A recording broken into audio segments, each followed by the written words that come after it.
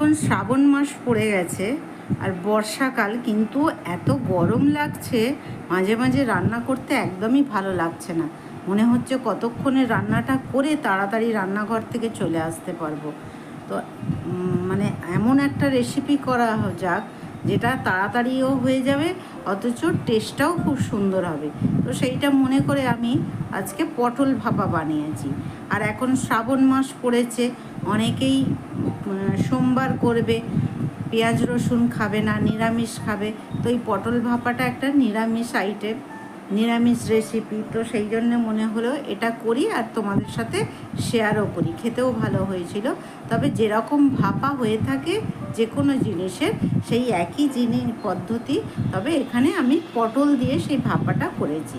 তো 4টে পটল নিয়েছি, কিছুটা খোসা রেখে কিছুটা খোসা বাদ দিয়েছি, দিয়ে একটু নুন মাখিয়ে পটলগুলো খুব হালকা করে ভেজে নিচ্ছি।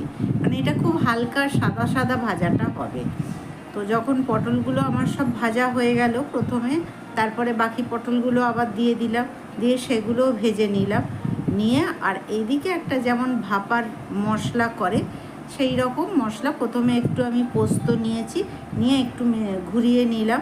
তারপরে ওর মধ্যে আমি দিয়ে দিলাম কালো সর্ষে, সাদা সর্ষে আর নারকেল কুড়া 2 চামচের মতো।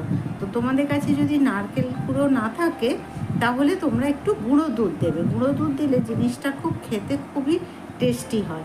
আর ওর মধ্যে দিয়েছি 2টো কাঁচা লঙ্কা আর একটু নুন আর একটু সামান্য জল দিয়ে ওটাকে পেস্ট করে নিয়েছি।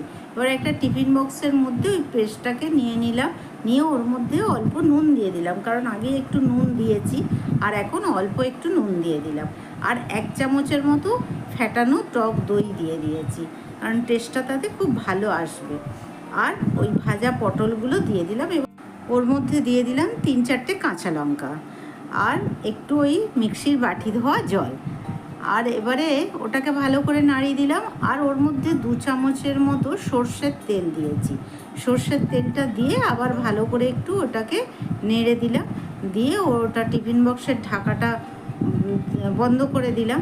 দিয়ে আর এদিকে গ্যাসের মধ্যে আমি কড়া বসিয়েছি, বসিয়ে ওতে সামান্য জল দিয়েছি। জলটা গরম হয়ে গেলে ওটার মধ্যে টিফিন বক্সটা বসিয়ে আর ওই ঢাকাটা দিয়ে দিলাম।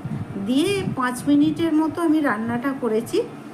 আর তারপরে 5 মিনিট একটু স্ট্যান্ডিং টাইমে রেখে দিয়েছিলাম, কারণ এটা করতে বেশিক্ষণ সময় লাগে না, পটলটা আগে থেকেই তো ভাজা ছিল।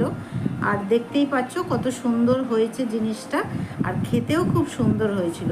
তো তোমরা নিরামিষের দিনে এরকম পটল ভাপা করে দেখতে পারো, খুবই ভালো হয়।